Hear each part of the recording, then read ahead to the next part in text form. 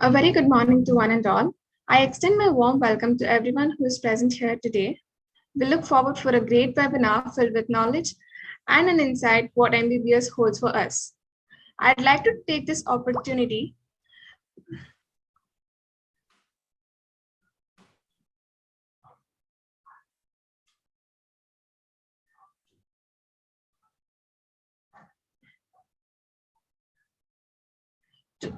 to introduce our panelists. A key member of today's panel, Dr. Govind S. Mittal,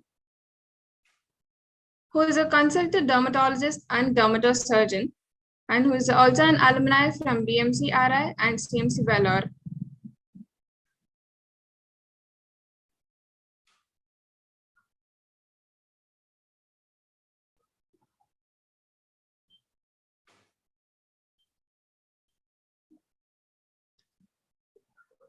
And also a honorable advisory board member. Now I'd like to hand over the session to Dr. Govind, who will take you through and also bring in the other panelists into the session. Over to you, Dr. Govind. Thank you so much for the kind introduction, Spurti. I would request access to share screen. I'm unable to share my screen.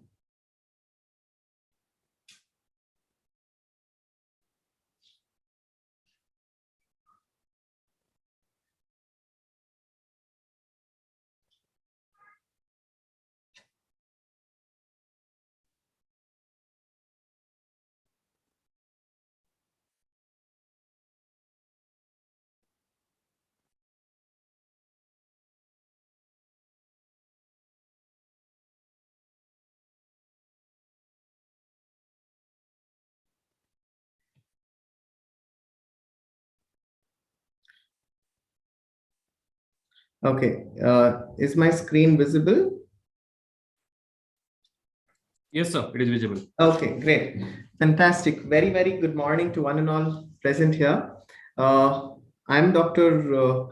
Govind S. Mittal, as Spurti introduced, and a lot of you must be aware or must have seen me in our previous webinars.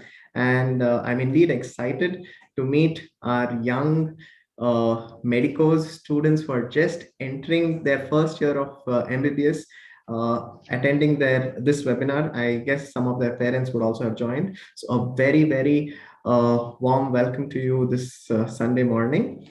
And so before I go further, first and foremost, what this webinar is about. Firstly, I would like to congratulate each and every one of you. You've had a tough journey for the last 2 to 3 years, standard 9, standard 10, standard 11, standard 12. Some of them are preparing for the last 4 years incessantly for getting a medical seat, and now you've got it. What next? So now you're no more just a student, but or a college student, you are a medico. So the idea of this webinar is to orient you to the life of a medical student, how it is to be a medical student, and how we are different from other students pursuing other courses. Because as a medical student, we are not studying just to pass exams. There's a huge difference over here. So we are studying with a prime motto that we can make a difference in life of people. We can save people's lives in the health sector and allied sectors, and how we can be successful in this journey of saving lives, of healing diseases, of healing people, largely depends upon our foundation of how we have been as a medico, how our attitude towards this whole medical journey is. And therefore, to make this journey more livid, more simple, and more understandable to each and every one of you, I would like to introduce you to the esteemed panelists of today's panel discussion. I would be moderating the session, and my panelists include Dr. H.S. Satish sir, Dr. Pragna ma'am, Dr. Anuradha, and Dr. Priya Ashok. I would request all the panelists to switch on their videos while I introduce them, and remain on video and audio for the rest of the session.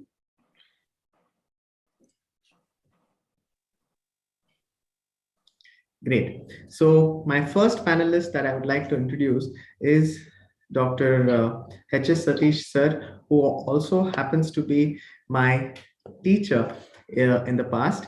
He has been the Dean and Director of Bangalore Medical College and Research Institute and has had a professional experience of more than 32 years and a teaching experience of about 26 years. He has been the ex-medical superintendent of Victoria Hospital and has also been an advisory member to the government of Karnataka for COVID and mucormycosis treatment and management after his retirement from Victoria Hospital. A very warm welcome to you, sir. Then it is my honor to welcome Dr. Pragna Rao, who is an academic advisor for the Manipal MedAce team. She is also the Pro Vice Chancellor of the Bangalore campus of Mahe College, and she's been the ex-dean and director of KMC Manipal. I wish to extend a very warm welcome to you, ma'am.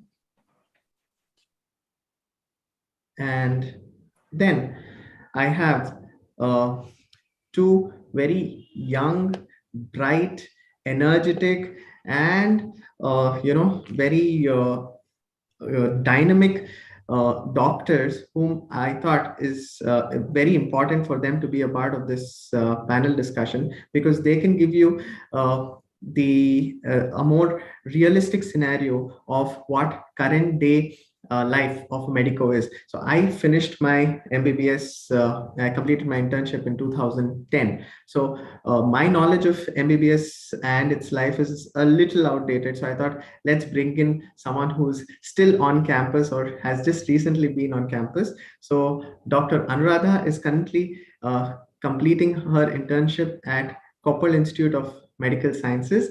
And she has previously been a rank holder at SSLC level. She's got a distinction in first year MBBS and is also quite creative with her other activities, including singing and dancing. Welcome, Dr. Anuradha. Thank you so much, sir. And we have Dr. Priya Ashok as well, who has been a topper all throughout her school. I don't know if this was a printing mistake or a typing mistake, but I got to know that she got 84.5% in first year MBBS. I'm not sure if that kind of score even exists, because in my time, the maximum score I had heard of was something like 78. I had got about 77.5. So, and she also, and despite this, she secured the third rank in the university, so something is not right over here. But anyways, a very warm welcome to you, Priya.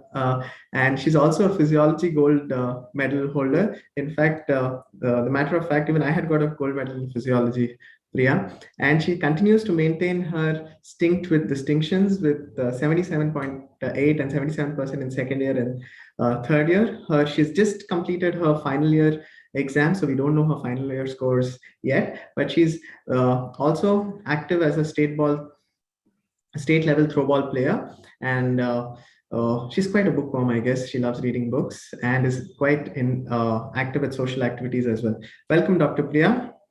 Thank you so much, sir. Thank you so much for that kind introduction. Okay, so I guess we have all our four panelists. So before we start with the whole panel discussion today, would our panelists like to share a word or two? Dr. Pragna, ma'am.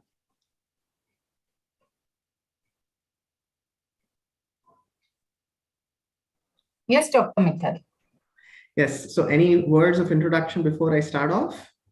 Well, to all the students who are out there, I think Dr. Mittal has made a great introduction. We have to understand that studying for MBBS is a completely different ballgame from what you have been doing up to 12th standard. Also remember, when you look around your classroom, everybody will be like Dr. Anuradha and Dr. Priya, toppers and toppers and toppers. Every person in that classroom has been a topper in their own class, in their own school. And suddenly you are faced with the possibility that you might not be a topper anymore. Believe me, that takes a lot of self-understanding, self-realization that there can be only one person at the top. Please understand that is not your goal anymore. I mean, there will be people who want to be toppers, but your goal now is to be a good doctor. And that's very, very different from aiming to be a topper. Not that, being a topper, that ambition is bad, but it's not feasible. You cannot have 250 toppers. So choose your own personal goal very wisely and stick with it. That is so Over to you, beautifully. Mr. That is so beautifully put, Dr. Pragna. In fact, I wanted to talk about this own experience that I had as a medico when I joined in first year, because there's something very I can relate to. I thought I'll talk about it a little later, but since you already brought it up, so I had got the the 38th seat in Biomedical College in the state through the Karnataka Counselling. So I was the 38th best student. There were 37 other toppers before I joined. So when I joined MBBS, I was like, okay, I have to see, oh, that's the first rank student. Oh, that chap got the second rank, and it is so overwhelming, to say the least. And that is indeed quite unnerving an experience, and making it trying to stay on the top is one thing, as you said, but identifying what you want to do. You're not studying just to score in exams, but you're studying so that you can make a difference in the society, so that you can make a difference for yourself, so that you know your subject well. So that was very beautifully put by you, Dr. Pragna. And Satish sir, before we start, would like to say a few words?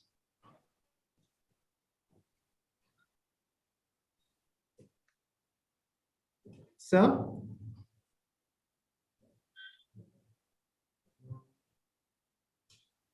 I guess sir is having some connection. So you're going to become a professional. Yes, yes. Anything? Yeah, sorry, I think I missed you in between. I can hear you, so please go on. Please go on. Okay.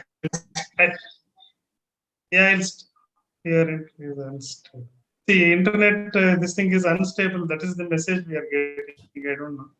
Audio is okay, Meta? Yeah, now we can hear you clearly. Dr. Govind?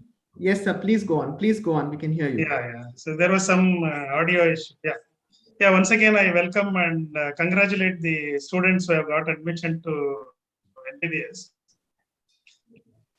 Now we are going to become a professional man. So that is very important. Till now, as Madam said, it's definitely a different atmosphere and ballgame, because this professional, attitude, you'll have to cultivate. I think as we go on with the webinar, you'll pick up some points. And please remember one thing at a time. The first year is all about basics. Even for that matter, the paramedical courses, your basic has to be very strong. Then you can build and do whatever you want. So I expect, I think this webinar will look into all that. And that should be it, I think. Okay. Thank you so much, sir. So today's webinar, I would be talking about academic challenges specific to your batch of students. Your batch has been a little bit different. You've suffered a loss of time because of the pandemic. So we will be discussing about some academic challenges and inviting views of our panelists, and what to expect in the first few months academically, and the social adjustments, so important and so often neglected, the social adjustments that students have to undergo when they start their journey as an MBBS student. And most importantly, how to settle into the academic atmosphere of planning your study schedule, using the right resources, textbooks, and digital resources, which are making a huge entry into the life of a medical student. And although for quite for the betterment, for the improvement of their academic understanding and practical understanding of various diseases and topics, and what are the skills that you are expected to build as a medico. So without much ado, let's go on with the first topic. Before I go into the first topic, I actually want to tell you my personal experience. So this movie, Munna Bhai MBBS, was one of the only kind of a peep that I could have into the life of a medico way back in 2003. So this movie was released in 2003, just about 4 months before my NEET exam. In those days, it used to be the CET exam. And this would give you some kind of a rough idea of how the life of a medico is. Not a very good idea though. But then you had various serials and series like The Good Doctor, The Grey's Anatomy, and House, which gives you another picture. So all those of you who have some time, do watch these serials in your free time. But now we want to listen to the experts, because they will tell you what exactly is necessary, what can be done, so that you can enjoy your life as a medico to the fullest. So coming to the first question of the day, what are the possible academic challenges due to delay in counseling? Pragna, madam, I would like to take your take on this. Well, very obviously, the first and the most important effect that it has had on the students is the stress levels. People are just waiting to know, what are my options? Is there a plan B? Should I jump to plan B or should I wait? So a lot of this has been stress related, and really my sympathies are with the students. And then my sympathies go to the teachers, because you see, as the delay in counseling happens, the academic calendar becomes shorter and shorter. And as the academic calendar compresses, teachers are under the pressure of completing the portion in a specific time, which is shorter than usual. True. And now comes the second level of stress for the students, because they have to study much, much more in a shorter duration. So I think these two are the major academic challenges for the student as well as for the teachers, as a delay in counseling. And unfortunately, all this happens in the first year itself. True. So, Dr. Priya, would you like to give some of your views on what are the academic challenges? If you were in first year and you were faced with this kind of a thing, what would be your inputs, and how would you advise my young dear candidates who have just entered, medical school, so naive, so tender? How would you advise them to deal with this, Dr. Priya? Good morning, everybody. So first of all, what Pragna ma'am has told is the most two crucial points. All I'd like to add to that, to everybody who is in first year right now, I guess you've already done like the first 2 weeks by now, is just go with the flow. Just don't pressurize yourself into that, I should know this right now. Why am I not understanding anything? There is very little time left. There's nothing of that sort. Just calm down, breathe, go with the flow of whatever is being taught, and be consistent. Like, you don't have to spend 6 hours to 10 hours every day anymore right now. Just whatever's being taught that day, just, read up that bit in, little bit of it, and just continue consistently. That's all my advice would be. Great. Dr. Anuradha, you'd like to add something? Yes, sir. Firstly, I would like to pay my respects to the dignitaries here, Pragna ma'am and Satish sir, and big hello to Priya. So according to me, whatever Priya told was right. And it would be a very big challenge in the first 1 week for the students when the college starts, because even the finest of finest lecturers cannot be able to complete portions for the first internals, coming up first internals. So what I tell is, when it comes to the first year subjects, anatomy is the king of all the subjects, as they say. So once the dissection starts, it's better to be pre-prepared, like prepare a day ago about what is going to happen tomorrow, and be mentally prepared and physically prepared to face it that day. So if you are starting to dissect the brachial plexus today, the previous day you will have to have a little bit of knowledge of how to go with it, just little bit.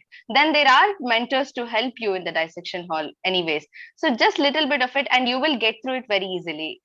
So that's what I would like to say to the first years. And it's not that you have to panic. It's not that you have to buy big fat books to understand the concepts very deeply. It's just that you have to work smartly and not too hard. That's what I think. Oh, that was so nicely put. So I was coaxed into buying my Cunningham manuals dissection books right on the first day of my MBBS, and then I realized it was such a waste. I hardly use those Cunningham manuals. But very importantly, what you said, Dr. Anuradha, in the first 2 weeks or 3 weeks, I would first encourage all students to understand the language of medicine, to understand the language of anatomy, to understand the language of anterior, superior, posterior, inferior, something that is so different from the regular English we speak.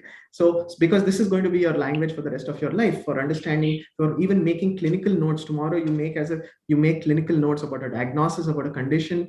As a doctor, you will be writing down these details on your case sheet, which is a medical legal document. So you need to learn this language really well. You cannot make mistakes of left and right. So therefore, pay attention in learning this language, and so that it becomes your flow for the rest of your life. Satish sir, you would like to add any points, sir? Yeah, here I think I'll combine all the opinions. See, as Dr. Priya and Anuradha said, you go prepared. It's very important. Then once the topic is covered, come back and revise it and try to discuss amongst yourselves, because most of the dissection batches have 10 people, I feel. Even though it is 10 or 20, whatever it is, you have to have a role play. So it is going to help you in the long run. Please go prepared, complete the task, come back, revise, and that will help you in the long run. Number two, here I beg to differ from Govind. See, when I joined MBBS, it was in 77, 78. Of course, I had my cousin's Grace Anatomy. Such a fat book it was. It is worthwhile. Even now, I remember certain lines which I have read from that. Not to discourage using the guides. Guides definitely guide you. See, that is the limitation. But remember one thing. You have 2-3 things in your pathway. One is to pass the exam. Second is to acquire knowledge and carry this knowledge throughout your life. Remember that. So it is going to help you. There is no harm. I think Mittal, I don't know in what perspective he said, he may be right. But I feel. I just meant, sir, that Cunningham's manual is something that we didn't read end to end or page to page, so that kind of a thing. But not necessary. Not necessary. Yeah, that's the point I'm trying to make. Yes. Now you have what is known as the integrated teaching. For example, if you take fever, they will talk about normal temperature first, that is physiology, how that is altered, how it becomes a manifestation of the disease. So I think no harm in looking into the big books. Definitely it is going to help you in the long run. Okay. Okay. So basically my piece of advice, what I get from all the panelists is, one, convert this challenge into a chance. So you have a new level playing ground. Till now, someone had prepared for 3 years, someone had prepared for 2 years, someone prepared for 1 year, but everyone is in the same boat right now. So this is a level playing field as you've entered MBBS. So convert this challenge of the limited time resource into a chance. You've all talked about the various issues that we have had because of the time lost, but don't worry, everyone is in the same boat. So take each other's help and pick up the resources that you have. And you have your seniors batch, the very senior batch, just 1 year senior, they too suffered a lot of time lost last year. So do understand from them, take their experiences into account so that you can plan your academic year better and plan your schedule better. Try to understand from your seniors what subjects and what topics are covered before the first internal, before the second internal, and before the third internal, and what would be the usual time gap between the third internal and the final exam, so that you can have some kind of a rough plan. You have to finish upper limb, lower limb by the first 2 to 3 months. You have to finish chest, the thorax and abdomen by the next 2 to 3 months, and you have to finish the head and neck by the third. So whatever is the schedule that is followed in your college, do follow it and make best of the resources available to you. So this is a major topic, academic adjustments in the first few months of an MBBS, an extension of the previous question, but let's deal with it a little more in detail. So I'll try and follow the same pattern that we have set. And Dr. Pragna ma'am, what are the academic adjustments that first years have to go through? I'm going to combine this answer with what both you and Dr. Satish have just discussed. Yes, when I was in college, I had to purchase a Gray's Anatomy, a Guyton, and all the Cunningham books before I even put one foot in. But let's not forget, at that time, first MBBS was 1.5 years. Second year was 1.5 years. And we had all the time in the world to gather all that knowledge and put it into our heads. You see, in that time, memorized knowledge was really appreciated. Who knew the most? There's a little change now, and that is we should know where do we get that information. Okay, so I know the basics, but I need to build on the basics. I should know where to go to get that information.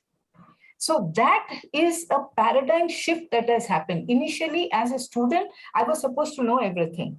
Now, as a student, I'm supposed to know this, but I'm supposed to know where do I find the rest of it. I think that's one academic adjustment. So in a way, if I can say to the students, what is the major academic adjustment you need to do? It's just that. Try to know your basics well, and then try to know very quickly where can I get the rest of that knowledge, rest of that information, rest of the question banks, rest of the videos, where do I get it, and how do I reach that quickly? Okay, so it's not only important to know what you know, but it's important to know how to get to know that. That's what Dr. Pragna is throwing light at. Great, ma'am. So Dr. Anuradha, your views, please. Yeah. So as Pragna ma'am said and Satish sir told, that we have to go in a path where we learn things for the sake of treating patients in future. But the point is, once the freshers, the first years enter the medical college, they're totally intrigued by the big fat textbooks and they don't know where to start. Like, it was a problem with me where to start. Even though the lecture started from upper limb first in our college, I did not know where, okay, should I read the bones first, or should I read the nerves first? Should I read the brachial plexus first because it's being first dissected on the cadaver? So that was the confusion that I had. So I purchased Gray's Anatomy, I purchased Guyton, I had Genong with me. I have purchased Harper's textbook for biochemistry, Cunningham's. I started reading Cunningham's. The first 20 pages was what told to us. It was told that we have to study the first 20 pages of Cunningham's before we enter the before we enter the dissection hall. So the point is, once we are out of the NEET or CET mindset that we come here, in the PUC, it's very much categorized. The stuff, the information in the textbooks is very much categorized, very much point wise. But when you take textbooks like Gray's Anatomy, or if you take for pathology, for example, Robbins, the information is very much in kind of a paragraph and not point wise. So that's what, that precise thing is what students need. So when you start studying with Gray's Anatomy or Genong, you will start getting confused. Like, oh my God, the sentence was here, and then we jump to some other organ, and then we are coming back. This is a big sort of confusion. So I recommend, from my personal experience, like after 6 months of my first year, I started realizing that I should have made notes. I should have written point wise everything whatever studied from Chaurasia or from Gray's Anatomy, and then I realized that I should have started with the simpler books first, so that I understand the basics, and then I can build upon by studying textbooks like Gray's and Harper's or anything after I complete my first year, because it's only 1 year period of time and I have to complete a lot of syllabus, cannot rely wholly and solely on the lectures, and we have to spend long hours in dissection hall too. And that's why I recommend personally that we have to go with short, simple, speedy books starting, and then we build upon the basics that we get, so that we can have not to compromise on concepts, on concepts, I would say. So conceptual learning is also very, very, very important. We don't need to learn only something that is there in the textbook for an exam, but understand the concept that is going to be helpful for us in the future. Dr. Priya, any views? Yes, sir. To add on to what ma'am told, what Anuradha told, the thing is, like, this first few months is like the time first years have to explore, explore their curriculum, their academics, explore themselves, the place, all of these things put together. And as far as academics are concerned, what I'd like to tell is probably, like 10th, 12th, you'll be studying on your own, doing everything on your own. But this time is when you get to, explore with people, especially the dissection table, like what Satish sir told. you have like a group of 10, 20 people, interact with them, get to know their views. Different people study in different manners, but when we get together, the kind of knowledge that we gain by studying and sharing information together is just a whole, new level altogether. Like, this is what helped me from my first year, like group studies. And another thing is, like, when we are in that group, couple of people will be there who will be, like listening to what is happening. And then there are few of us who actually study the whole thing and explain it to another person. So both ways it helps, cut shorts the time, also helps you in understanding the concept really well. So that is very important. I will be talking about methods of learning a little later in detail, but yes, that gives us an insight. Moving on to the next topic, and I would like to I'd like to invite Satish sir to say social adjustments. So it's just not about academic adjustments. Entire MBBS, we're talking about studies. But yes, these are teenagers in their 17, 18, 19 age group, most commonly when they enter the first year MBBS, and a lot of social things are happening around them. So how would you advise them to socially get adjusted to the atmosphere of a medical college, sir? Yeah, see, come with the expectation of a lot of stress. Definitely it is stressful. You have to have a lot of readjustments. And remember one thing, this is a professional college, and you cannot expect everything to be taught. See, I always tell, we can only guide you. The amount of knowledge you acquire is on your own this thing. So best thing is come prepared for the stress. Definitely everybody will have stress. And as madam pointed out, we had 1.5 years of anatomy, physiology, and biochemistry, only 3 subjects. Later, the PNDSM was added. Then it was cut short to 1 year. Then you have a lot of internals, lot of stress is there. You have to plan accordingly. And for example, what Dr. Priya and Anuradha said, that is true. You start with a small book, try to understand the concept. Even Dr. Govind said, see, you have to know the terminology first, medical terminology. I always advise everybody to have the medical dictionary. It's very important because ultimately you are going to understand a lot of things which may not be explained in the classroom. So be prepared with a dictionary, then start with a small book, never neglect the bigger books. And another issue here is, see, these books, they have not been classified as undergraduate books or postgraduate books. Both the categories use the same books, in fact. Even Chaurasia is used by the postgraduate in anatomy also. See, I have no complaints regarding that. Only thing is you have to build up depending on your requirement. That is one thing. As far as the social adjustment is concerned, please don't neglect your social activities. Only curriculum is not going to help you in the long run. You have to have some stress busters, and most of your good athletes and sports persons, I'm happy to note that, in fact, in BMC, we had international swimmers.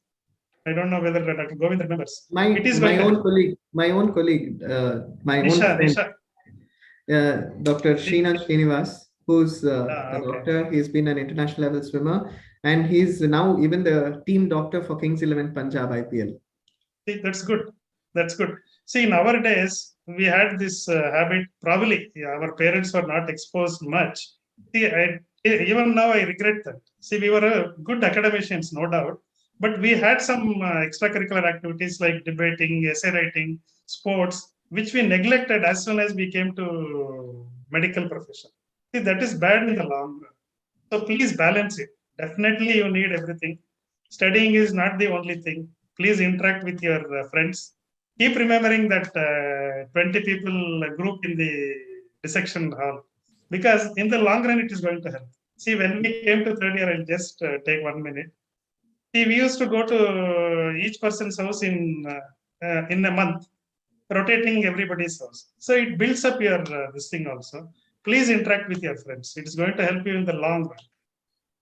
Pragna ma'am, you have a biochemistry background and you've been the dean and director. So I guess you understand first year students very, very closely, and I'm sure you would have held orientations for them. So what are your views on the social adjustments?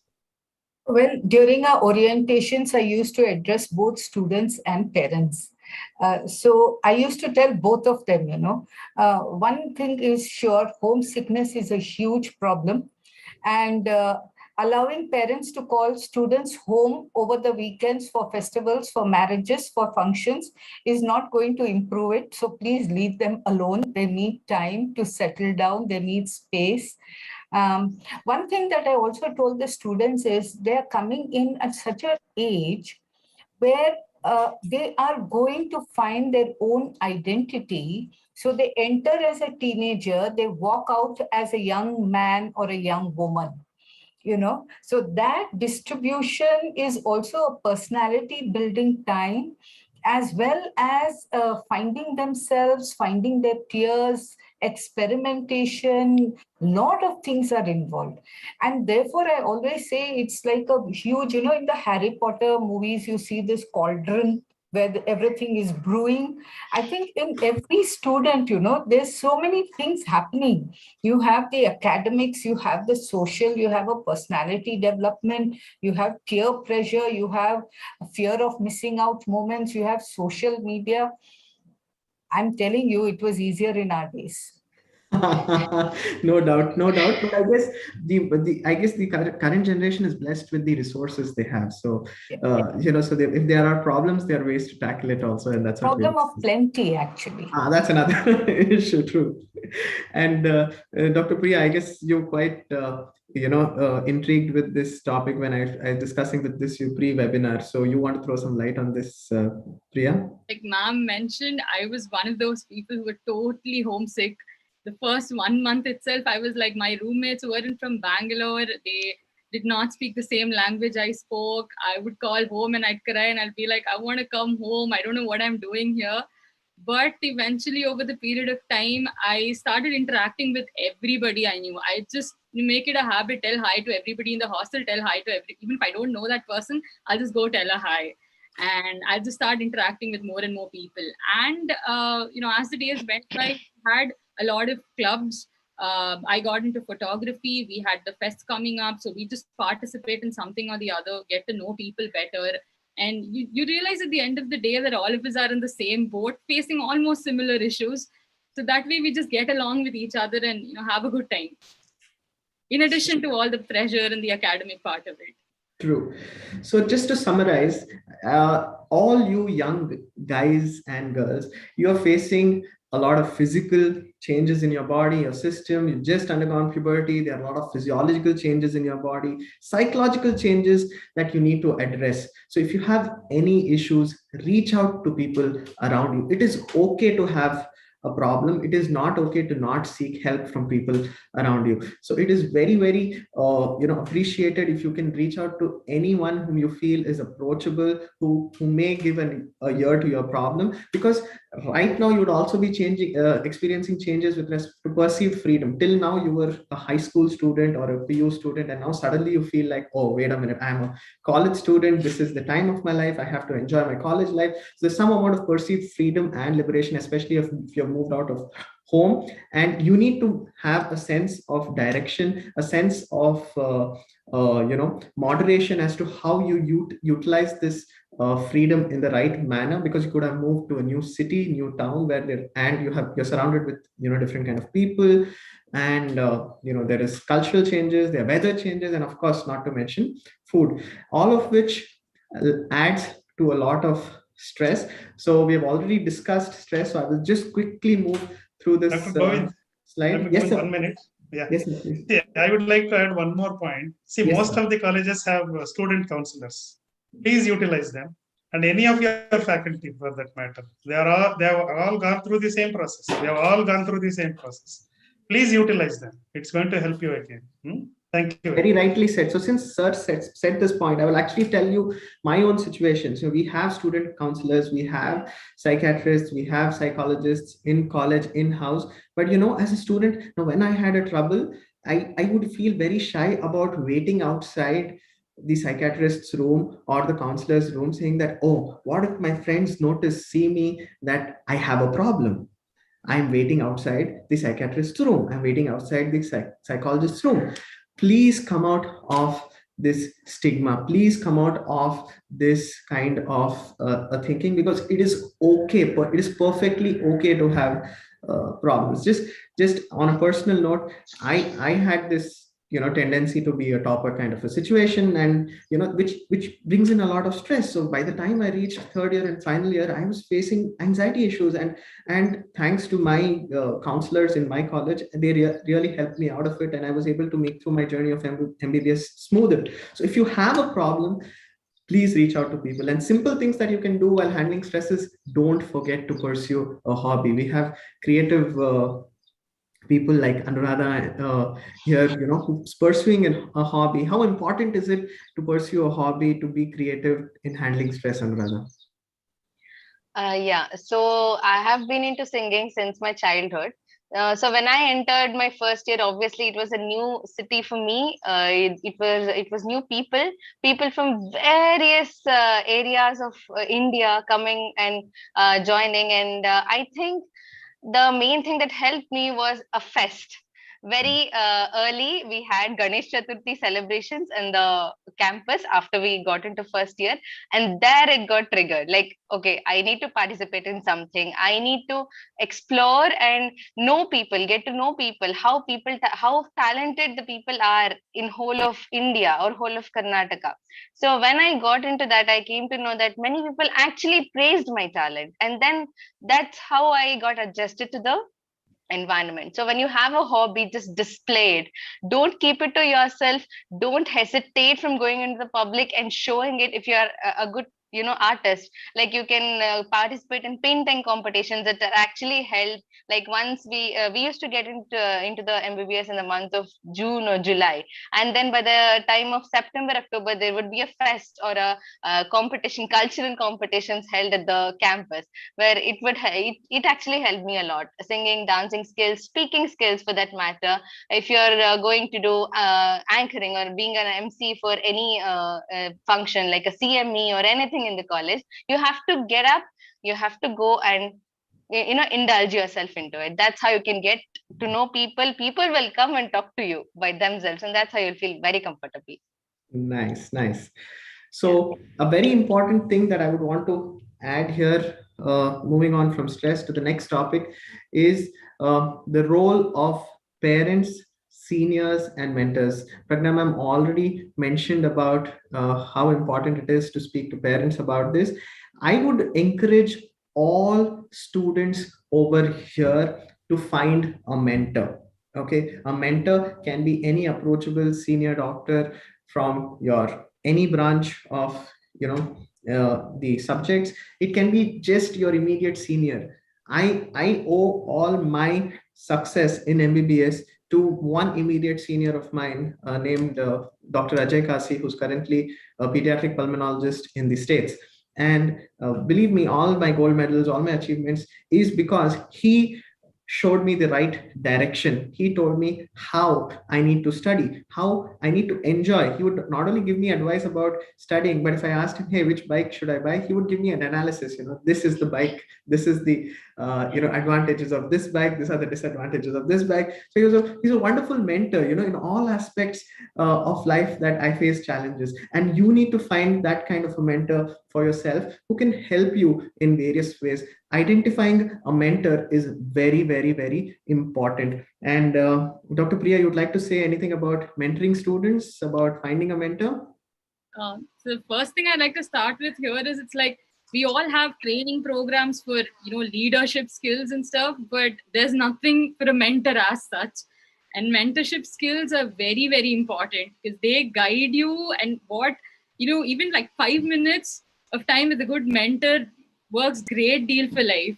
So I was fortunate enough to have like really good mentors at college. We had this mentorship program where our members of the faculty itself were allotted like a group of around 10 to 20 students. So it started with that.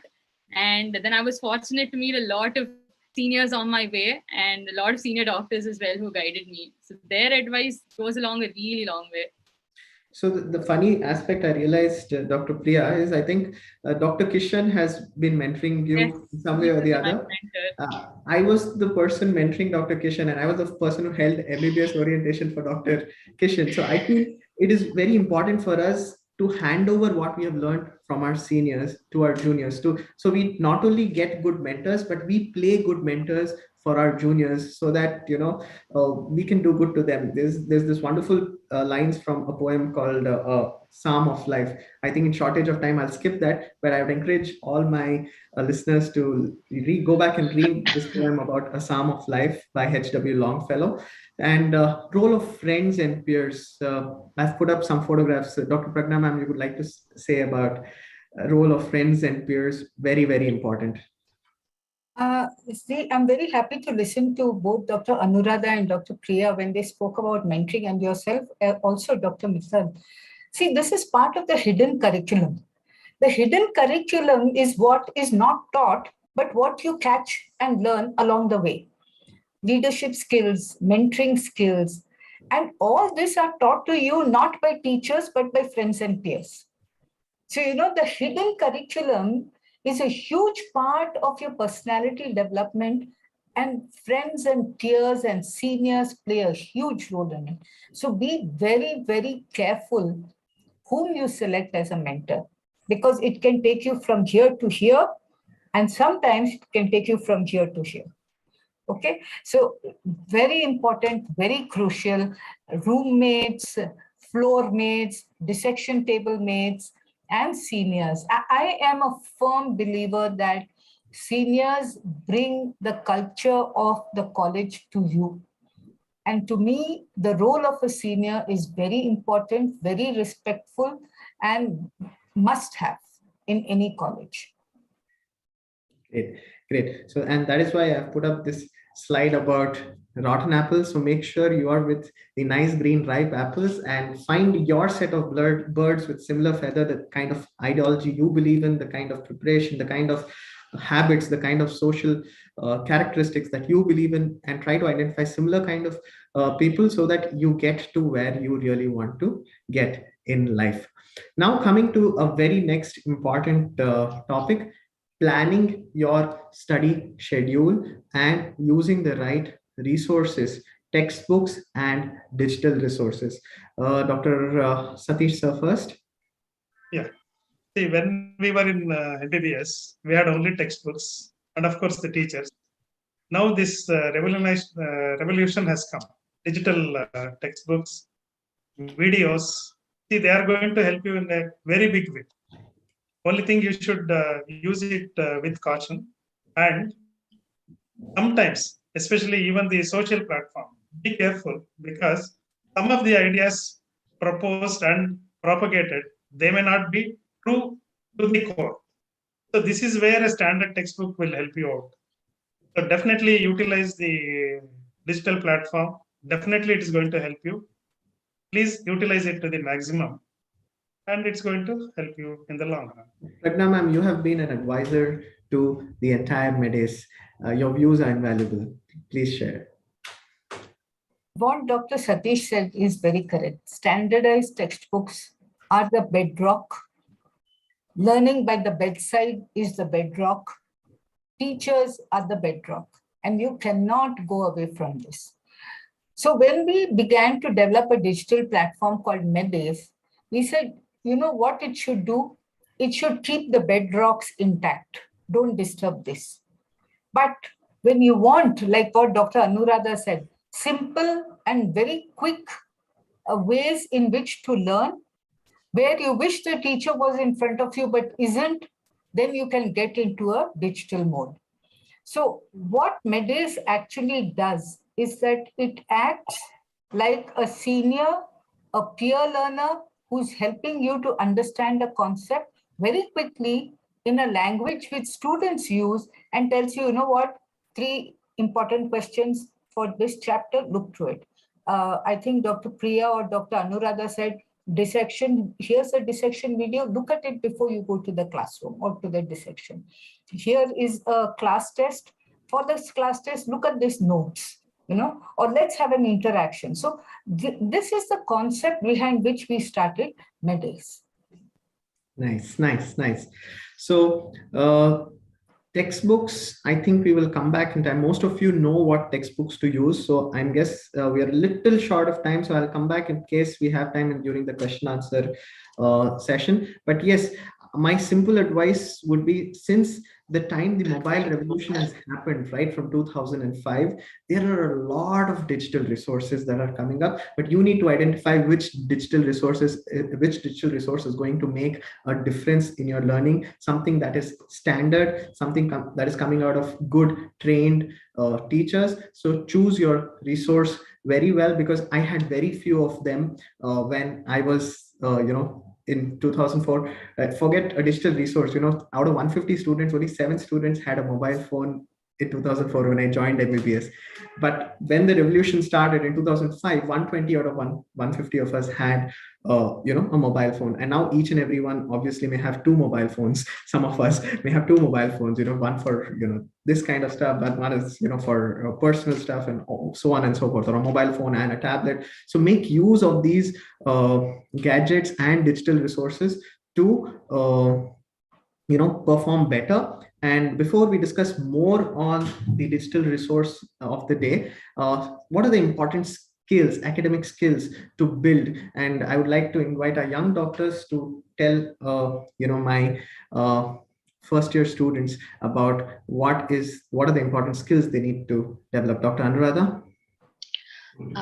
So yes, it's very important to build a few skills. Point number 1 is, my professor used to say that you have to know something about everything and not try to know everything about everything. Okay, you have to know something about everything. So when you are studying, just another thing is that we have to know when we enter first year MBBS that whatever timetable we make or whatever plan we make, it is going to get disrupted. That's what I have experienced. And the point is, there are so many intervening things, like there can be internals coming up, or there can be many things coming up. I'm sorry, am I audible?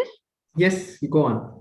Yeah, so there can be many things coming up which can disrupt our plans of whatever we have planned for the upcoming days. So point number 1 is, when you study small bits, like small pieces of information about anything, make notes of it so that you know something about everything to answer in daily activities. Like when you go to the dissection hall, you know something about the brachial plexus, so that you can go and get an idea. You know something about a stomach, lymphatic drainage of stomach, so that you can, when you dissect, when you look at any enlarged lymph nodes in the cadaver, if they are, then you get an idea of that. So point number 1 is that. Then regular revision is very important, because they say that once we study anything, it stays, like if you revise it before 7 hours, you retain it.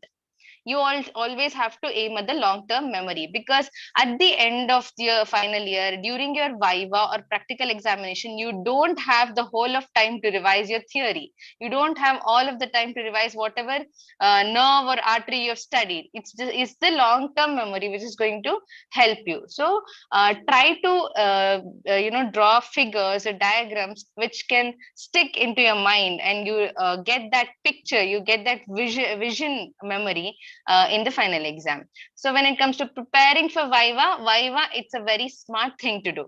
Like once you study any subject, any topic, you have to extract the key points from it, not just simply mug up everything that is given in the textbook. Extract the key points from it. For this, you will need a help of seniors or anything, like any video lecture or your lecturers, whatever they have taught in the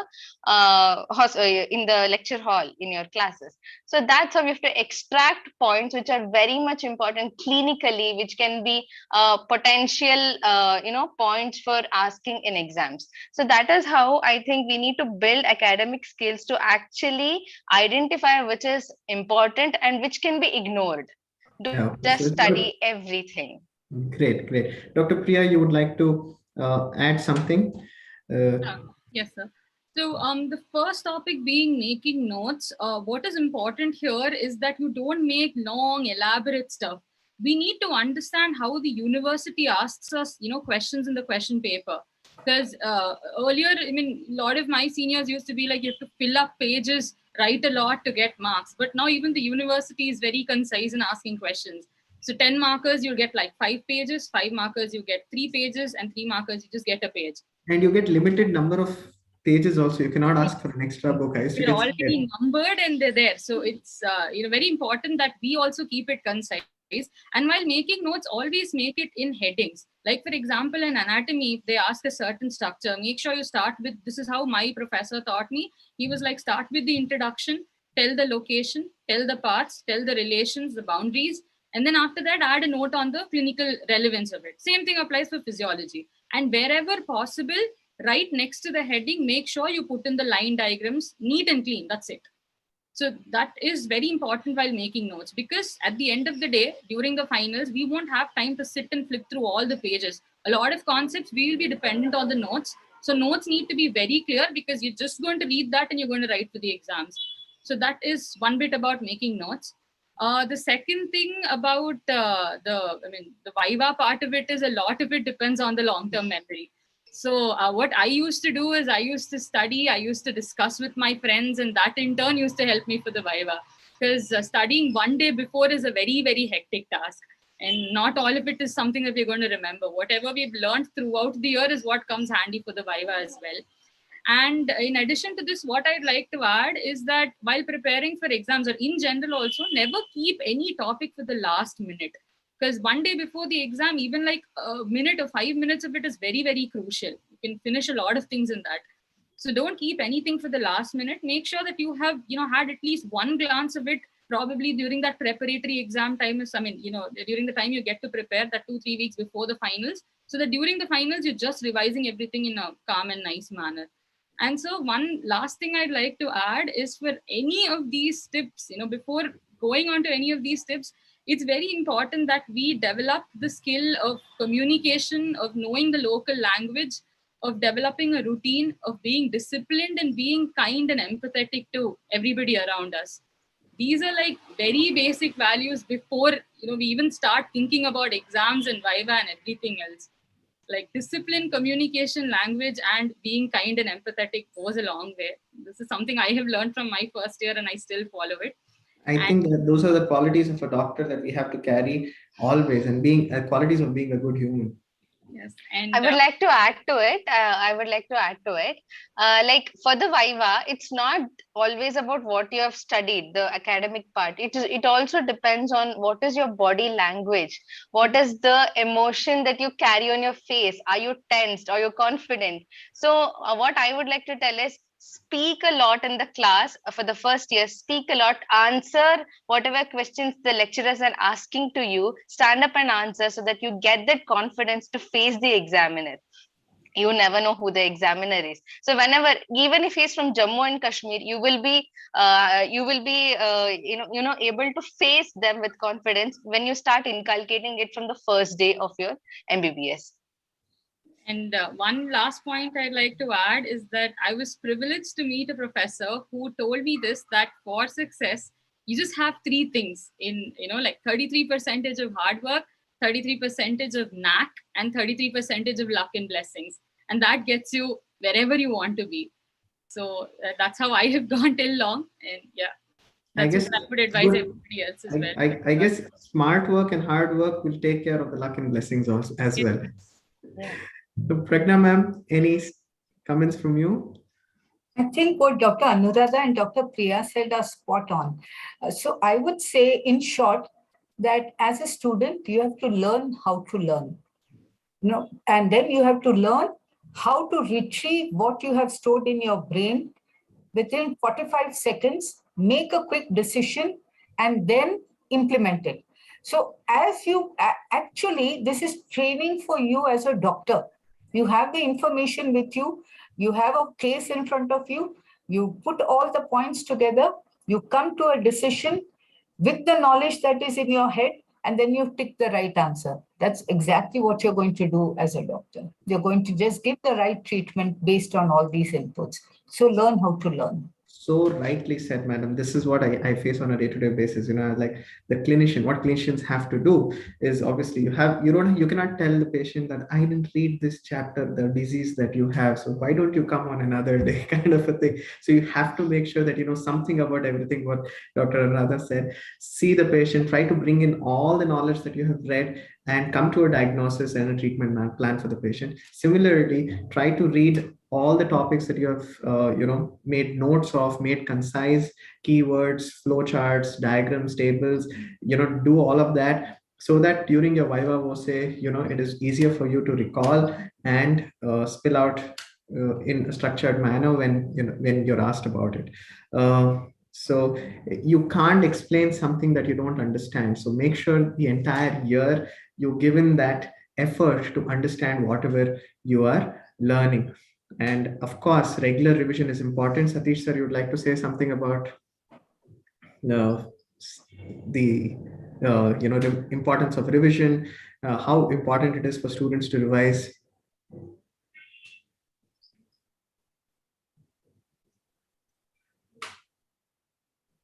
Sir, you're mute. Yes, sir, you're muted. If I could request you to. Sorry. Yeah. See, as the discussion went on, communication is very important. Then repetition is very important. See, if you go on repeating, for example, you take a topic, and definitely if it is anatomy, they will ask you about the nerves, blood vessels, lymphatic drainage, etc. Suppose within your group, if you go on repeating, you have that role play. One person can become the teacher, go on asking the questions to the other students. Repetition helps it, and definitely it will be very easy in the Viva because you have to talk there. The examiner will ask one question and keep quiet. You have to answer that question. Same thing continues in your profession till the end because you have to communicate with the patient, convince him, give the treatment. So definitely practice makes it perfect. So we have to practice repeatedly and make it perfect. Great, sir. So apart from revision and practice, using mnemonics indeed is quite helpful. I still remember all my cranial nerves, the nerves passing through foramen ovale, bones of my wrist. She looks too pretty, try to catch her. All of these are mnemonics that I learned in my very first year of MBBS, and I still remember till date. So do learn mnemonics from your seniors, from your teachers, and make your own so that you can remember a lot of facts. And all these tips that we have talked about will definitely help you prepare for the exams. I will take individual questions from all participants. We will be happy to answer, and whoever panelists are available for an extended period of time, say for the next 15 to 20 minutes, we will be answering your questions. Meanwhile, I would hand over the session for just about 10 to 15 minutes to Meghna Bhatt, who will talk about the digital resource we have at hand to help students learn during their first year MBBS. So Meghna Bhatt, please take over the session for your demo, and we will get back with a live question and answer session with all our students here. Sure. Give me a second. You want me to stop sharing? Yes, please.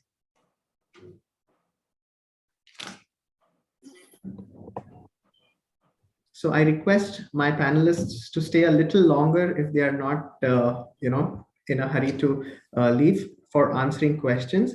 And in case any of the panelists are leaving, we will be happy to communicate with you on email or help our students via email, if that is okay.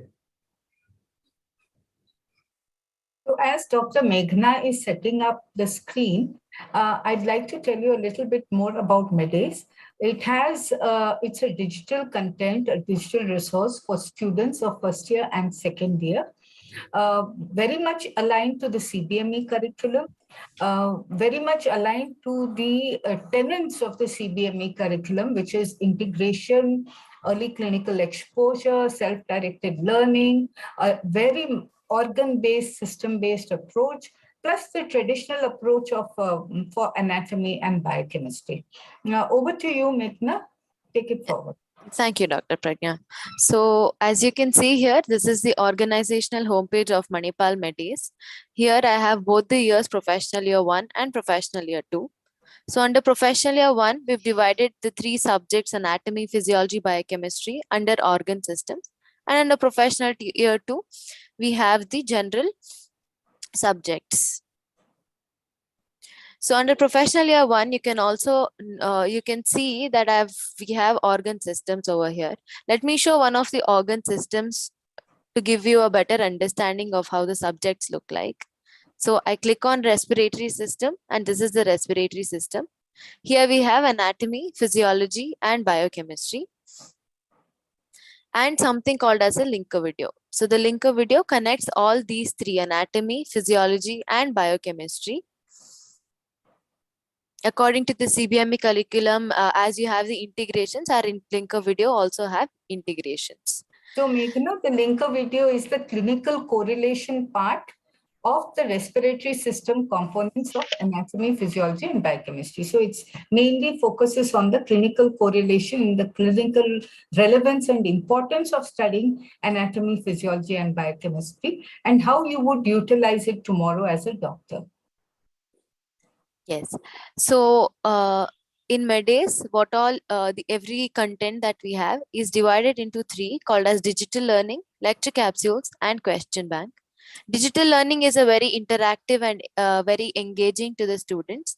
Lecture capsules is where we have our professional lecturers and professors giving lectures. And question bank, as the name suggests, you have questions, MCQs, and descriptive. I can give you a gist of a linker video right now. Meghna, shall we just go to anat physio first because of time constraints? Sure. So this is, I've opened the organ system, central nervous system, and in the central nervous system, I'd like to show one of the interactive videos.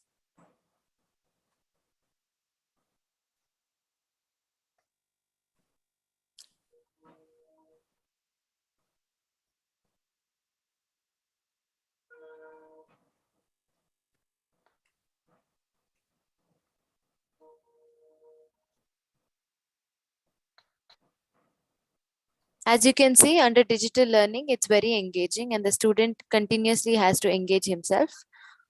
Welcome to the first session on anatomy of the cerebral hemispheres. In today's session, let's begin by understanding what cerebral hemispheres are. The brain consists of two cerebral hemispheres, left hemisphere and right hemisphere. Each hemisphere has a... You can also notice that we have menu so that you can quickly go to any topic you want to, and also transcript in case you want to make notes. Meghna, can you go to the knowledge check part of it? Yes.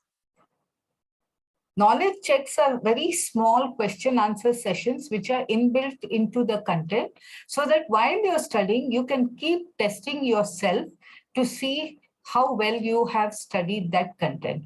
And these are, it would hardly take you 10 seconds to solve one question. If you see, these are drag and drop. So you have solved 3 questions in about 15 seconds. That's it. Time is of the essence for any medical student. And if you can learn concepts and be confident in the shortest possible time, you've achieved your goal. So that is the basic philosophy of MedAce. How do you teach yourself in the shortest possible time? So the correct answer will always be told to you. So this just takes 15 to 30 seconds for you to assimilate what is the right answer, what's the wrong answer, and how you can move ahead. Yes. We also have something called as the case-based learning, where cases are given and the student has to read through the cases and solve the questions.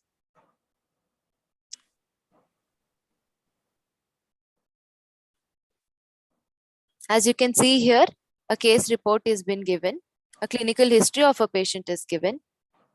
And once the student reads through the history, he's put up with some of the questions that he has to answer.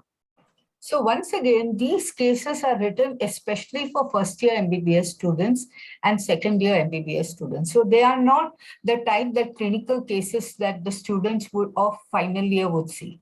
So in simple language, stressing very much on what are the essential elements that a student should know in first year, because you see a lot of students are not used to case-based learning or case-based questions. So that is the training that we provide, because when you go to the next exams or the PG exams or the qualifying exams, all your questions are going to be case-based. And how do you take a case-based scenario and apply anat physiobiochem to it is the biggest thing that you can learn from this kind of an asset. Yes. We also have a very interesting asset called as the 3D asset. The upper limb is supplied by a nervous network. Terminal branches of the brachial plexus upper limb. As you can see, I'm allowed to freely move the 3D structure.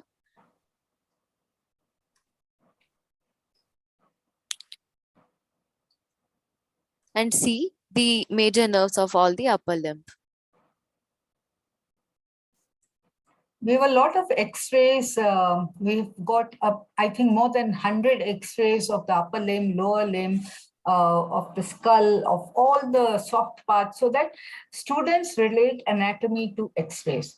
And I think we also have, Meghna, if that's possible to bring it up, we have access to the KMC's Anatomy Museum, the very famous Anatomy Museum of KMC, and 100 important parts have been dissected. And the notes of those dissected parts are available to you as part of this. So you would find the actual dissected part and the notes about each of these parts, most of which are long questions or Viva questions. We have put those together, and you can have everything in detail as a visual representation on one hand, as well as notes on the other.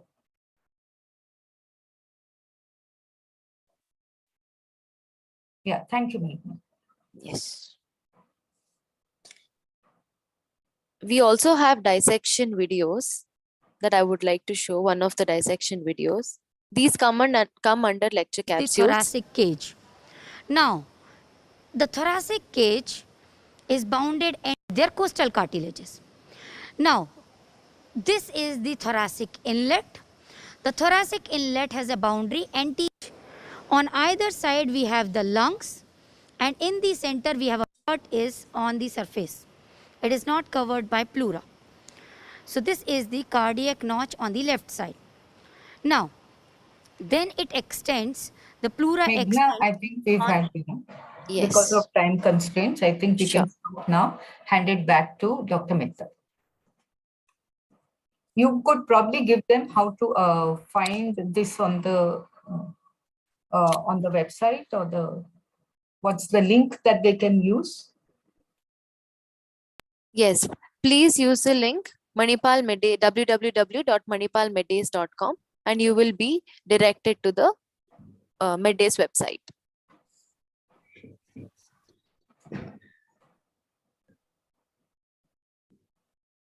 So coming back, that was a wonderful presentation. Am I audible and is my screen visible? Yes. Great. So that was a wonderful presentation, Meghna, and thank you, Dr. Pragna and team, for bringing out such a beautiful resource. I mean to say, I think if something like this was there 15 years back, or rather 17 years back to be specific, when I started my MBBS, I think my journey of learning would have been way different, more illustrative. The beauty about this resource, I've actually undergone I've actually seen the demo myself with the MedAce team, with Basu sir and the rest of his team, and it is indeed quite beautiful that it has both audio visual components. So even if I'm taking a shower, or having a quick ride to the bus, I can keep listening to what is happening in this. I don't have to be on my table and chair and trying to write down from the textbook. So it can be used anywhere. And the beauty again is the clinical correlation. So a lot of us would read anatomy just like it's another textbook that is there. But if the clinical correlation is there, students will understand they're not studying the shoulder rotator cuff muscles just because they are 4 different muscles, but it is associated with rotator cuff injuries. What are the possible implications as an orthopedician, as a surgeon? So indeed a fantastic tool, ma'am. Thank you for even making it available for us medical students and our juniors, so that it is quite exciting to have this tool, to say the least. And Mr. Vikram has been very kind enough to extend this special offer for the entire family of now medical students who are they're now in first year MBBS, who have previously been a part of Medical Mentor. They can avail this whole digital resource at the prices and offers through the coupon codes. So students, you can take a screenshot of this, you can take a photograph of this, you can get in touch with the Medical Mentor team or the website handle which Meghna just mentioned if you wish to access this resource. And now I would come to the interesting part of the session where I can answer live questions from the students. I would request students to raise their hand, and Spurti, I guess you should be able to allow students to speak, those who are raising their hands. So students, Yes, if you sir. want to ask a question relevant to today's topic, life of a medico, especially in the first year, about studying techniques, about digital resources, or anything that you wish to ask, and if you wish to ask that to a specific panelist, please do mention that. We'll take a few questions. Spurti, if you can allow some of our students who have raised their hands. So you can announce that there's an option called as raise hand. They can raise the hand. Anybody? Yeah.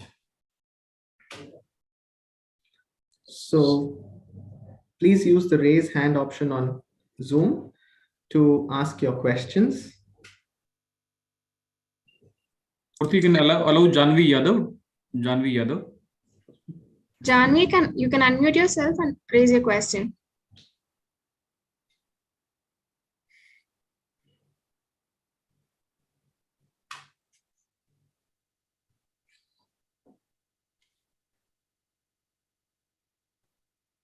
Janvi, there will be an option of unmuting yourself. You can unmute yourself and you can raise your question. Yeah.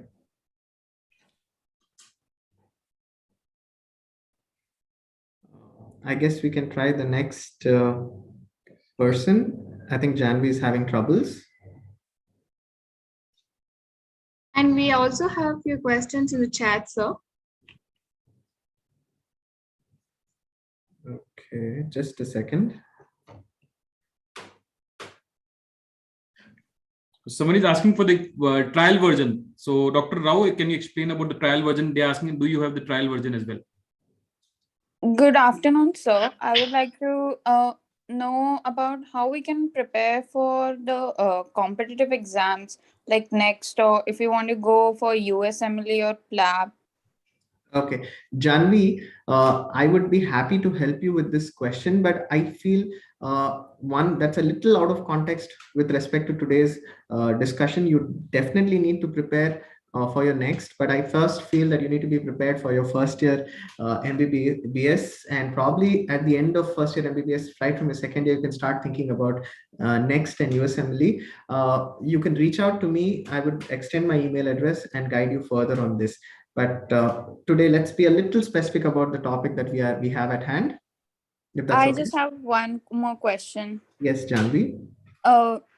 Do we get a chance to do research during the first year? Or yes, so you can do research during any of the years. There are research opportunities through ICMR. You will need a guide in your college. You will need to apply to your, your dean, and there is a way in which research can be done right from the first year. Dr. Priya, Dr. Anuradha, you have any specifics on this? I'll let Priya talk first, I think. So for us, we actually started with ICMR in the second year.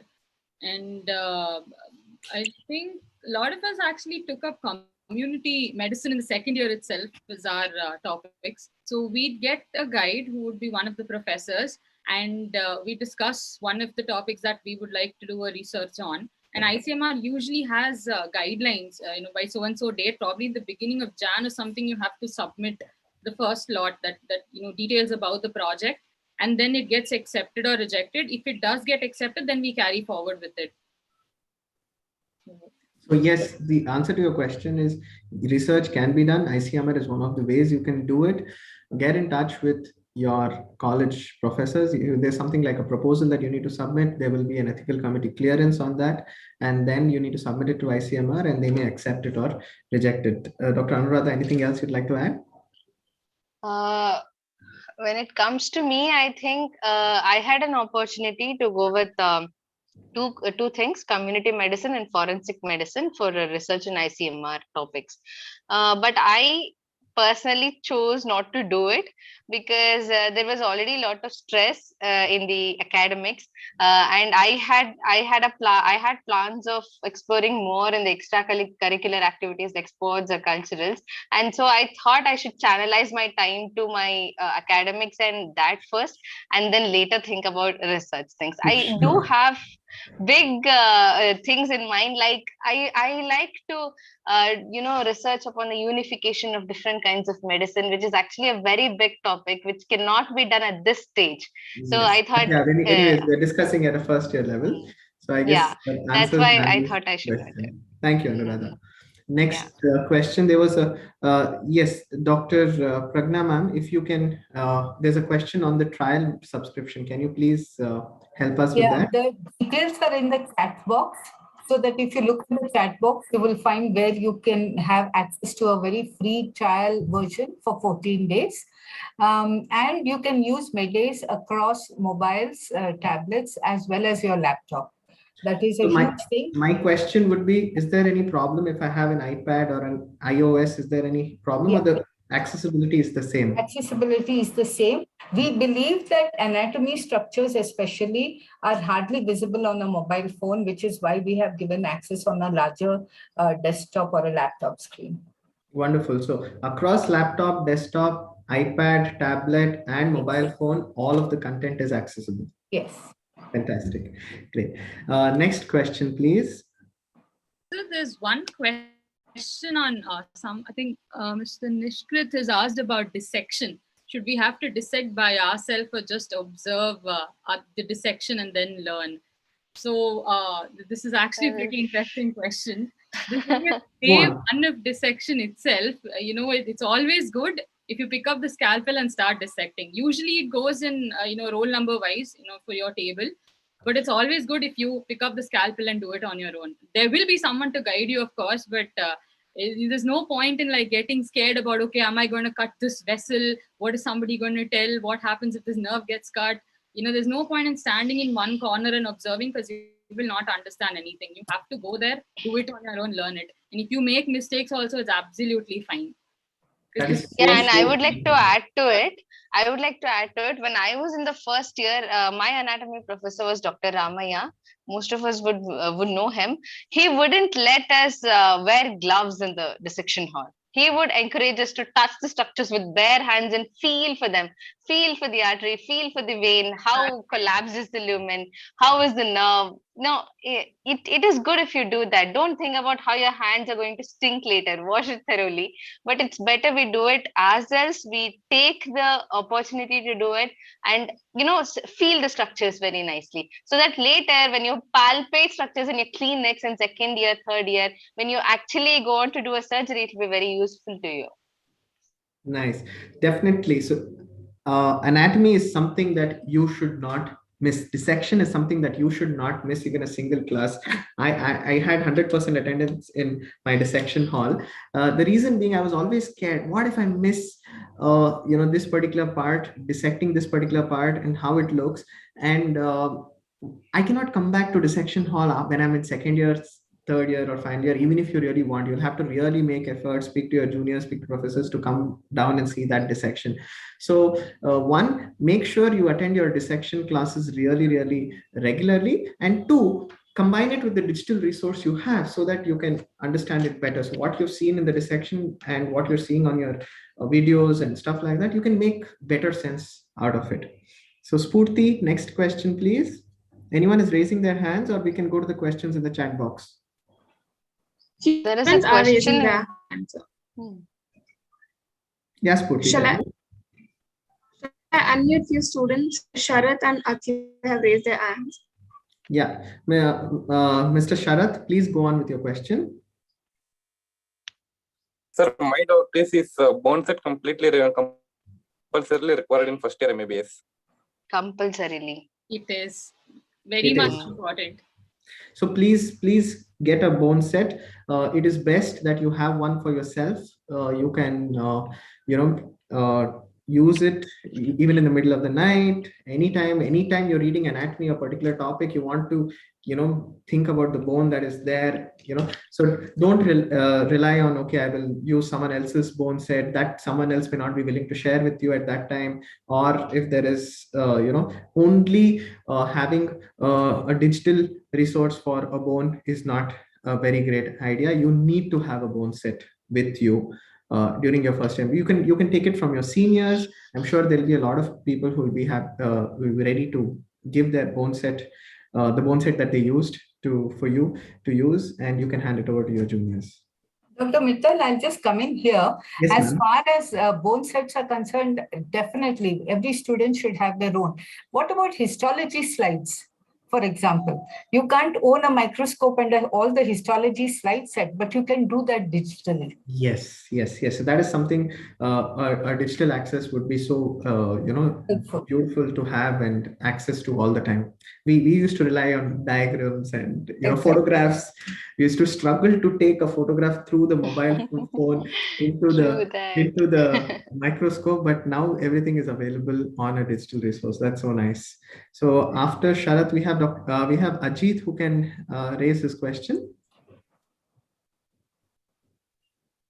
Ajit, please unmute yourself and raise your question. Ajit, are you here? Okay, Spurti, can we go on to the next person? We can take another 2 questions and we will wind up the session. Spurti, do we have... Akila, you have raised your hand. You can unmute yourself and ask your question.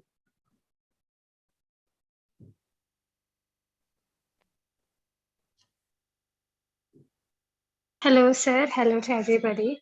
So my question is, our anatomy professor told that anatomy is not just English, but all about Latin and Greek. So how do one manage with all those terminologies, which is a whole different language? Okay, I think I can be able to throw light on that. It's very easy, actually.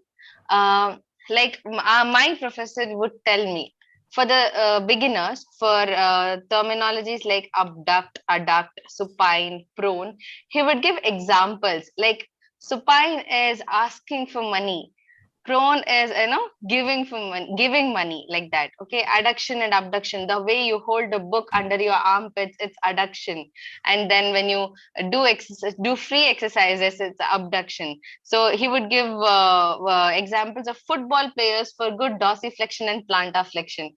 So that's how you can actually start with learning terminologies. And later, when it comes to muscles, like for example, serratus anterior. Why is it serratus anterior? Why is it serratus? What is a serration? And if there is an anterior, there has to be a posterior, that way you can learn. And many terminologies in physiology or in anatomy, they are actually derived from Greek or Latin. If you have Google, just Google with you, then you can just Google about the term and it will split the word up for you, which will make it easy for you to remember. That's it. That is how anatomy is Greek and Latin. So Anuradha is telling you, do not go and try to learn Greek and Latin. Learn the language of anatomy. And it's not just about mugging up, it's about understanding. So add some understanding to whatever you have, whatever you're reading, and you will be able to remember it better. So that would be, a fun way of learning anatomy. Thank you. Yeah. There's one question on the chat box. Is it possible to make notes of 3 subjects in 1 year because lectures are too fast? Yes, that is about making notes, Anappa. Notes is about writing down the keywords, making flow charts. My senior told me very, very straight. In the first year, you need to study 5 hours every day, 2 hours anatomy, 2 hours physiology, and 1 hour of biochemistry. This is how he broke up first year MBBS for me. I do not know how much relevant it is today because you have a lot of readily available study material. But yes, you have to give in that time if you have to make it through first year, because first year is about foundation. Your rest of the structure, the monument that you build beyond first year depends on a strong foundation and learning practice that you have in the very first year of MBBS. So can we have one more question, one last question, Spurti, live question?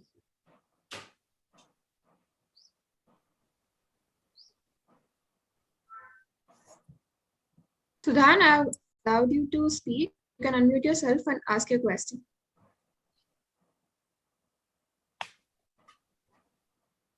Hello. Hi, please go on. Hello, sir. Good afternoon. Sir, my doubt is that, sir, how to make notes and so we need to make it for every chapter. Okay, so to answer this, I will go back to my slide about making notes, since this seems to be the question that most of you have. So making notes is very important, especially for topics which are relevant which are important for you. One, for exams. Two, for conceptual learning for important diseases. So which have applied aspects in the clinical practice. So these should definitely be covered in your notes. And any topic, if once you make notes out of it, you can just stick it in your textbook itself or have a separate book for it, so that you don't need to read the entire paragraph. You just go through the flow chart, the shorthand, whatever you have written in small keywords. And this is what even your examiner is going to see in your answer paper. Your examiner does not have time to go through your entire answer. So whatever you have made notes in the form of flow charts, line diagrams, keywords, which that is going to really help you to study faster, to revise before your exams. Just have a peep into some of the notes or in the textbooks of your seniors. There are notes on the digital resource also. Try making notes, your own notes, and compare it with these notes, and then you will have an understanding. Have you written a little too much compared to what your seniors write? And then you'll slowly learn through trial and error what is the right way of making notes. That would be my opinion on it. Pragna ma'am, you'd like to say something or add to this? Yeah, see, the students' anxiety is very much, something which all students have. How do you make notes of every topic in anat, physio, and biochemistry? Do we have the time? So that's where you will have to look at notes in the form of long answers, short answers, brief answer questions, and MCQs. That way you'll be doing a 2-in-1 note taking. So when you write your notes in the form of a long answer, you've already prepared a long answer question also, and then it's easier for you to review. By the way, in MedAce, we've done that only. We've got long answer type of notes, short answer, brief answer, and even MCQ. So what happens is now, as I told you in the very beginning of this webinar, that you have to learn your basics and then you have to know where to find things. That's an important and smart way to learn. Ma'am, so now one smart question from my side. Can I go to MedAce and download these notes and make, my own quick handbook of these notes? Yeah, that's a very good point. There is one area in MedAce called e-portfolio. And e-portfolio is like your notebook, your special notebook. So you can make your own notes. You can add external notes. You can put your own notes into it. You can add links to external videos. You have and take printouts of it? Yeah, you can. So great. You have your own ready short note textbook with you. You can, yeah, that's a lovely way to put it. You can create your own textbook with only the important points where you revisit for exams. So great. That's your handbook that you may want to carry to the dissection hall, with you to the class, or you want to just have some group discussions with your friends, and you can, just use it. So that's indeed quite resourceful, ma'am. Okay, so with this, we come to an end of today's session. I hope it was helpful to each and every one who attended this session. Before I give my personal closing remarks, any remarks from each of my panelists, I would definitely welcome, starting from Satish, sir. Sir, what are your remarks, closing message for my dear students? You were little inaudible. It's for me, is it? Golden? Yes, sir. Yes, sir. Yes, sir. Your closing remarks for today's session. Okay. Now, see, don't be unduly stressed. We have all gone through that. We have survived. We are happily survived all that. But prepare yourself. Only thing, plan and execute it. Because you have to plan for your future. And the time is very short. 1 year is a short period. We had the luxury of at least, taking our own time. First month, we can always relax. But now you don't have the time. So please prepare, plan accordingly. And one word of caution, be careful about your friends, both in the hostel and as well as in the college, because so many unwanted things can get attached to you. Be very careful. And if you are really stressful, please consult your counselor. It's going to help you. And all the best for all of you. Thank you, Satish, sir. Pragna, ma'am. I will just add to what Dr. Satish has already said by saying that these are the best years of your life, and you will get into a profession which is highly respected, highly noble, and highly giving, both of yourself and to the family of the patients whom you look after. So God bless and have a great journey ahead. Thank you, ma'am. Dr. Anuradha and Dr. Priya, in a couple of words. So what I would like to tell all the students is that whatever topic you're studying, just ask few words, why, how, what, when, which, for everything. And then you will come up with answers by yourself. Ask those questions, try to find out the answers for all whys, hows, whats, whiches, and whens. And then you will be able to write a long answer by yourself. That's it. So keep calm. Finish your first reading faster so that you get time for revision, and all the best for your first year and next year also. Thank you, Dr. Anu. Dr. Priya? Anuradha just told my words. I was going to conclude with the same thing, but I'm glad she spoke about it. So I just like to wish everybody the best of luck. First year is going to be a beautiful year. There's always something new to look forward to learning. And it is, in fact, the best year. So all the very best. And one last bit of advice would be that, never lose out on sleep, especially during exams. All of us end up cramming and losing out on sleep. And then the next day morning, we're not energetic enough to go and write. So most important thing, this is what my brother tells me even now in final year of MBBS before writing my exam. What am I supposed to do? I'm scared. I'm not getting sleep. He's just like, calm down, revise your concepts well. Stay hydrated, drink plenty of water, get good sleep, and go and write the exam. That's it. Great, Dr. Priya. Thank you so much. And my message to all of you would be, the secret of getting ahead is to get started. Now, you have started your journey of first year MBBS, and you have started your journey of getting oriented to first year MBBS by attending this webinar. Make the right choices, because as Robert Frost said, the woods are lovely, dark and deep, but we have promises to keep, miles to go before I sleep and miles to go before I sleep. Yes, we have miles to go ahead to become doctors of tomorrow of the society, to serve well and serve ourselves, to serve others well and to serve ourselves too. And thank you so much, panelists, respected Dr. Satish sir, Pragna ma'am, Dr. Anuradha and Dr. Priya. It was lovely having you this afternoon. Thank you for taking time out on this Sunday just after Ugadi. And thank you so much for being here. With this is Dr. Govind Mittal signing off in today's program. Bye-bye. Thank you. Thank you, sir. Thank you, everyone.